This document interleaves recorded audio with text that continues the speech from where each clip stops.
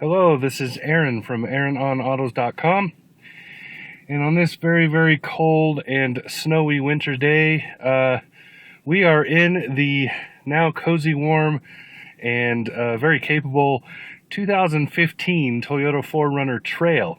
Not a whole lot has changed since the 2014 model, which we reviewed just a few months ago. I guess it's been almost a year, but that car and this one, they're very capable off-road machines. This has the KDSS system and a lot of other goodies in it. On the interior, basically nothing has changed. I don't really see anything that has jumped out to me this week to say it's changed. Window controls are still up here on the sill, so when you open the door or roll the window down with snow all over it, it can get all over there and, melt and short them out. A bit of a design flaw in my opinion. Usual controls here, mirrors and so forth. Everything on the steering wheel is still the same. You got your menu stuff here, and your telematics here. Wipers and washers here, blinkers and so forth here, and cruise control down here. In the instrument cluster, it's all pretty much the same. There really hasn't been much difference. I will note a couple of things. This is a little bit easier to use. They just slightly modified the menu a little, and it's made a bit of a difference in how easy it is to use that. You can see I only put 114 miles on this truck this year, this week. This has been our family car, but we haven't had anywhere really to go, and I have another car that I haven't driven that I was testing it the same week, and I put more miles on that because honestly, this truck hasn't changed any. So all I did was I drove it a little bit as a family car and went off-road a couple of times and called it good.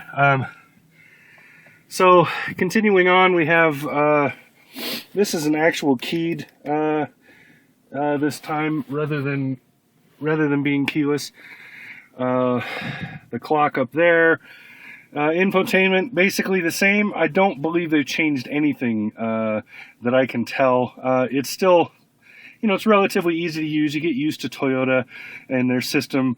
But on the other hand, I have used better ones, notably Nissan, Jaguar, and, well, a lot of them, honestly. BMW has a good system too. But yeah, this one's nice because you have a lot of physical controls that boosts the usability a lot. Here's your climate controls. Pretty straightforward. This does not have dual zone or auto or any of that stuff, so it's pretty simple to use. You just push buttons, get that rear defrost going, get those mirrors defrosting. This does have heated outside mirrors, and I've turned it off, but this is the fan and so forth. Under here you have some extra controls. This cubby is kind of useless. I think it's meant for a phone, but it's not non-slip or anything, and everything falls out of it when I put it in there, so I don't use it for anything. Same with this one. I've been just setting my phone right here, which is a little better spot for me. Four-wheel drive control. Easy to use, but notice the shift pattern. I hope you can see it here. It's kind of a J. That seems easy, but I actually had a rough time getting this out of 4 low and back up to high 2. I had to move into neutral, reshift several times before it would finally engage. I had to rock the car a little bit, just put it in neutral and take it out of park and shake it back and forth a little to get this to move so that I could put it up there in that gear. I don't remember that ever being so difficult. So I don't know if it's just this particular Toyota, this particular 4Runner, or if this is how all these transfer cases are now. I just had a rough time with it. So just kind of an FYI. Shifting, pretty standard. Heated seats, very nice in this weather. And the back window, of course, which is one of the selling points for this truck. drink holders, and this part comes out so you can put bigger drinks in it. And giant cubby in the middle. I shoved my whole camera in there. Very nice.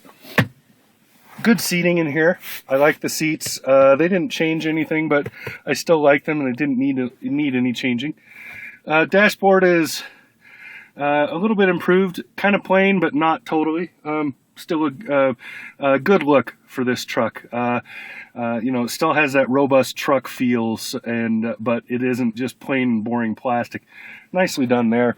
Back seat is a good size. We had car seats back there. We had people back there. Plenty of room in those seats. This is not a third row. This is the Trail, which has the party tray in the back. Or just it's blatant cargo space. As far as I know, there is no, I don't think, no, I'm sure, the Trail Edition does not have a third row option, but you can get it in some of the other ones, the Limited and so forth, so if you do want it. Also, I'll be interested to know what the difference is. I'm hoping to get a TRD Pro sometime soon, probably 2 or 3 months.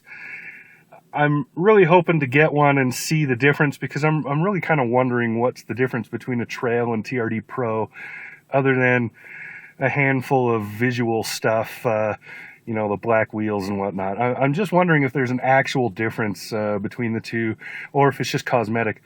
Other than that, that's about it. This, like I said, it was going to be very fast because there really wasn't a lot to talk about in this truck.